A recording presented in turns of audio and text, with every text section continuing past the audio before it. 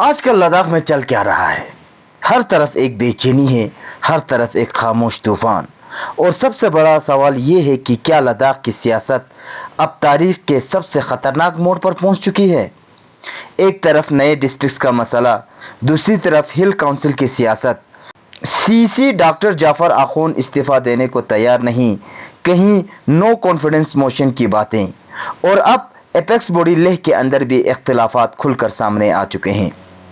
Senior leader سوپتن saving کھل کر کہہ رہے ہیں کہ دلی کے ساتھ مذاکرات ڈیڈ لاک پر پہنچ چکے ہیں، اور اب سوال یہ اٹھ رہا ہے کہ کیا سکھ شیڈول اور اسٹیٹ ہوڈ کی مانگیں واقعی خطرے میں ہیں؟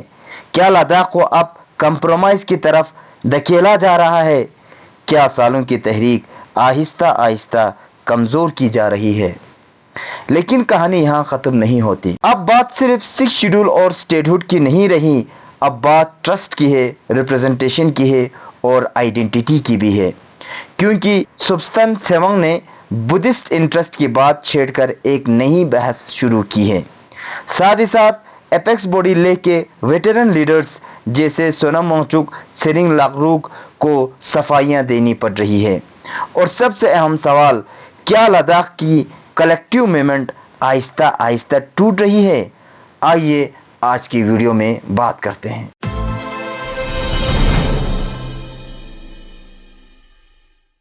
بسم اللہ الرحمن الرحیم۔ السلام علیکم جلے دوستو، امید ہے آپ سب خیریت سے ہوں گے۔ دوستو، آج لداخ میں جو کہانی انفولڈ ہو رہی ہے وہ صرف سیاست کی کہانی نہیں ہے، یہ اعتماد، نمائندگی، اتحاد، شناخت اور پورے خطے کے مستقبل کی کہانی بن چکی ہے۔ کئی برسوں سے لداخ کے لوگ مذہب، علاقے اور سیاسی وابستگیوں سے اوپر اٹھ کر ایک ساتھ کھڑے رہیں۔ زمین کے تحفظ، شناخت، روزگار، ماحولیات اور آنے والی نسلوں کے مستقبل کے لیے آواز بلند کی گئی۔ اسٹیٹ ہوڈ اور سکھ شیڈول کے مطالبات امید اور اجتماعی جدوجہد کی علامت بن گئے۔ پورے لداخ میں لوگ مل کر آواز اٹھاتے آئے ہیں، اور یہی یکجہتی کی علامت ہے۔ لیکن ان مطالبات میں، یکجہتی میں ایک درار نظر آ رہی ہے۔ لداخ کے سینئر رہنما جناب سوپتن سیونگ نے پریس کانفرنس سے بات کرتے ہوئے یہ کہا ہے کہ مرکزی حکومت کے ساتھ مذاکرات ڈیڈ لاک تک پہنچ چکے ہیں۔ مرکزی حکومت لداخ کے میجر ڈیمانڈز جیسے سکھ شیڈول اور اسٹیٹ ہوڈ کو پورا کرنے کے لیے تیار نہیں ہے۔ جب مذاکرات ڈیڈ لاک تک پہنچ چکے ہیں تو مشکل سوالات جنم لیتے ہیں۔ کیا تحریک کو مزید تیز کیا جائے؟ کیا لداخ کمپرومائز کرے، یا پھر پوری اسٹریٹجی پر دوبارہ غور کرنے کی ضرورت ہے؟ ان سوالوں کا جواب کل کے پریس کانفرنس میں جناب سیرنگ لاکروک سے ملا۔ انہوں نے اشارے میں کہا کہ اگر لداخ کے میجر ڈیمانڈز پورے نہیں ہوتے تو الٹرنیٹیوز پر بات چل رہی ہے، جیسے آرٹیکل 371 کے پروویژنز اور یوٹی وتھ لیجسلیچر پر۔ لیکن سوال یہ اٹھتا ہے دوستو کہ کیا آج تک اسٹیٹ ہوڈ اور سکھ شیڈول فارورڈ ڈیفنس کے لیے استعمال کیا جا رہا تھا؟ دوستو، فارورڈ ڈیفنس پولیٹیکل سائنس میں ایک ٹرم ہے۔ اس ٹرم کو یوزولی ملٹری سینس میں یوز کیا جاتا ہے۔ اس ٹرم کا مطلب یہ ہے کہ اگر آپ پہ کوئی حملہ کر رہے ہیں تو آپ اپنے گھر سے باہر نکلے، یا اپنے گاؤں سے، اپنے جہاں پہ بھی آپ رہ رہے ہو وہاں سے باہر نکلے، تاکہ آپ اپنے گھر کو، اپنے محلے کو، اپنے گاؤں کو بچائے، اور کسی دوسرے جگہ پہ جا کے ڈیفنس کرے، ان کے ساتھ مقابلہ کرے۔ تو یہ سب سے بڑھیا اسٹریٹجی میں مانا جاتا ہے۔ اس سینس میں ہم یہاں پہ اس لیے بات کر رہے ہیں کہ جب ہم مرکزی سرکار کے سامنے بڑے بڑے مطالبات رکھیں گے تو چھوٹے چھوٹے مطالبات تو مرکزی سرکار پورا کریں گے۔ تو یہاں پہ سوال یہی اٹھتا ہے کہ کیا یہ فارورڈ ڈیفنس کے لیے استعمال کیا گیا تھا؟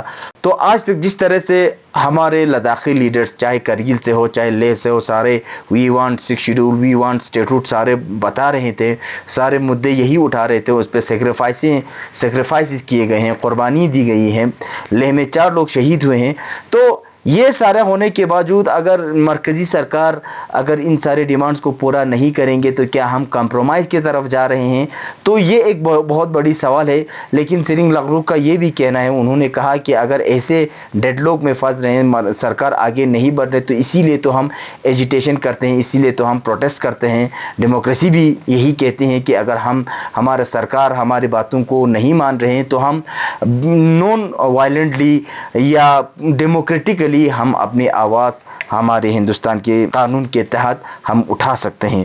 تو اس میں مزید بات چل رہی ہوگی، لیکن میرا تو ماننا یہ ہے کہ اگر پورا لداخ ساروں کا کنسنسس یہی ہے کہ ہم سارے ایک مل کر آرٹیکل 371 پر اگر بات ہو رہی ہے تو ہمارے لیڈران یا یوٹی وتھ لیجسلیچر پہ بات ہو رہی ہے تو ساروں کا اگر اس میں یکجہتی ہے تو ساروں کا ایک نظریہ ہے تو بہت اچھی بات ہوگی۔ تو اس سے بڑی اچھی بات کیا ہو سکتی ہے؟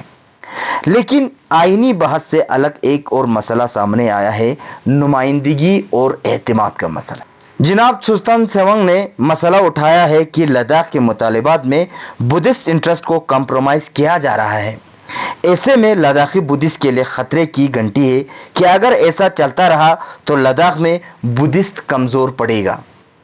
دوستو، اس موقع پر مجھے بہت کچھ کہنے کا من کر رہا ہے، لیکن مصلحت اور موقع مجھے اجازت نہیں دے رہی ہے کہ میں لب کچھائی کروں، کیونکہ ابھی جو ہمیں چاہیے وہ ہے اتحاد۔ اور ہمارے جس اتحاد کے لیے ہمارے لیڈران، ایپیکس باڈی لیہ کے لیڈران، کے ڈی اے کے لیڈران جو کوشش کر رہے ہیں، ان پر میں پانی پھیرنے کی کوشش نہیں کرنا چاہوں گا۔ فی الحال جو نیڈ آف دا آور ہے وہ ہے یونٹی، وہ ہے یکجہتی۔ ویسے بھی ہم ایک سوسائٹی میں رہتے ہیں تو یہ بہت ہی نارمل سی بات ہے کہ سوسائٹی میں الگ الگ طرح کے لوگ رہتے ہیں، الگ الگ مختلف مذاہب ہوتے ہیں، مختلف آئیڈیولوجیز، پولیٹیکل جو تھاٹس ہوتے ہیں، تھنکنگز ہوتے ہیں، انٹرسٹ ہوتے ہیں، سارے ڈیفرنٹ ہوتے ہیں۔ تو ایسے میں بلیف کا، سوچ کا، آئیڈیولوجی کا ڈیفرنٹ ہونا، ڈیفرنس ان اوپینین ہونا، یہ بہت ہی عام سی بات ہے۔ لیکن ان سارے ڈیفرنسز کو اب یہاں پہ ڈسکس کرنا، سوشل میڈیا پہ ڈسکس کرنا یا کسی بھی پلیٹ فارم پر ڈسکس کرنا جس کی وجہ سے لداخی یونٹی کو ٹھیس پہنچتا ہو، میں نہیں سمجھتا کہ یہ کوئی عقل مندی کی بات ہے۔ لیکن سلطان سیونگ ایک بہت بڑے سینئر لیڈر سے انہوں نے جب بات کہی ہے تو ان کی باتوں کا اثر تو رکھتا ہے۔ لیکن میں اپنے دوستوں سے یہی کہنا چاہوں گا، چاہے آپ مسلمز ہو، بدھسٹ ہو، ابھی جو باتیں چل رہی ہیں، ہمارے کے ڈی اور ایپیکس کے لیڈران جو بات کر رہے ہیں، ان کے اوپر اگر ہم عمل کریں گے تو بہت اچھی بات ہے۔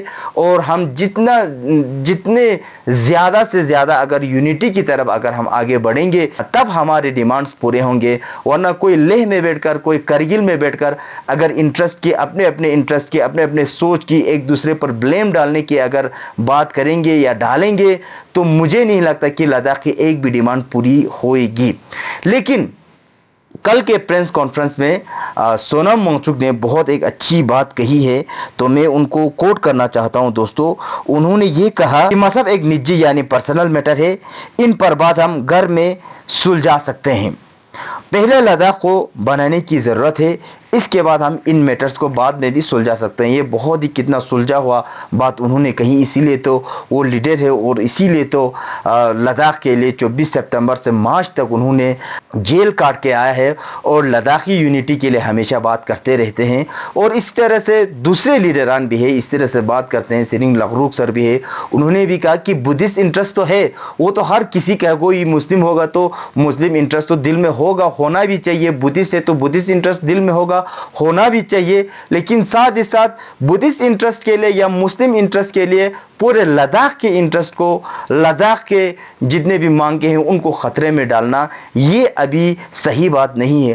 اور جو بھی لداخ کی انٹرسٹ کے خلاف ہے وہ یہی چاہتے ہیں کہ آج کل کچھ بھی کر کے، لیہ کارگل لگا کے، بدھسٹ مسلم لگا کے، یا اس طرح سے این سی کانگریس لگا کے، بی جے پی کانگریس لگا کے، کچھ بھی کر کے لداخ کے لوگوں میں ایک درار پیدا کرنے کی کوشش کر رہے ہیں تاکہ یہ جو میجر ڈیمانڈز ہے ان پہ بات کم ہو اور نجی جو آپسی مسئلے ہیں ان پہ باتیں زیادہ ہو۔ تو اسی لیے ہم آج کل دیکھ رہے ہیں کرگل میں بھی، لیہ میں بھی پولیٹیکلی بہت کچھ ہلچل ہے۔